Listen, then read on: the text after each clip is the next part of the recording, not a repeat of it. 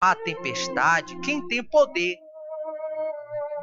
Só pode acalmar a tempestade quem tem autoridade para poder fazer isso. Quem tem autoridade para poder fazer com que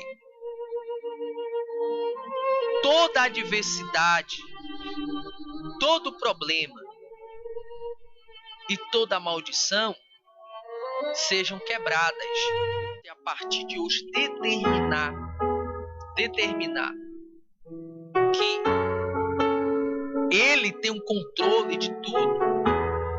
Se a partir de hoje você determinar que Ele pode mudar, que Ele tem poder para fazer o milagre acontecer, não vai precisar terceiros, não vai precisar de outras pessoas, não. Só vai precisar do poder do Messias, que é o Senhor Jesus.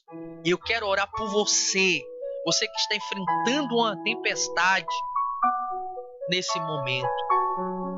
Não importa qual seja a tempestade, a Bíblia diz que Jesus chegou e acalmou a tempestade. É nessa fé, é nesse momento de oração. Nós vamos falar com Deus agora. Já prepare o seu copo com água, porque nós vamos orar por você. Vamos orar por todos nesse momento de oração.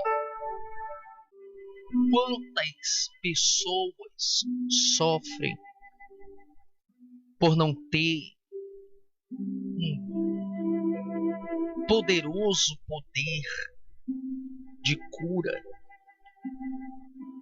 E a tempestade da vida tem tomado o coração, tem tomado a face. Essa pessoa anda triste, abatida, meu Deus, humilhada, desanimada. Essa pessoa anda triste, vazia, porque, meu Deus, não tem quem possa ajudá-los. Então nós oramos agora, meu Pai, nesse momento de súplica e de oração. Venha, meu Deus, e faça, meu Pai, acontecer um milagre na vida de cada ouvinte, cada pessoa que ouviu essa oração e que toma posse dessa bênção e do Teu poder, Senhor.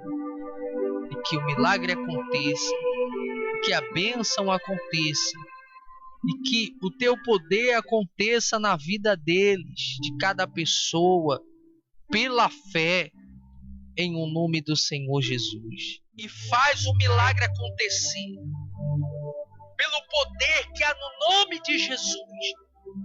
Paralítico levante, cego veja agora, aleijado torne a andar, mudo, surdo receba a cura, doente, enfermo, seja livre agora, porque o Deus da Bíblia, Ele faz um milagre pela fé, em nome de Jesus.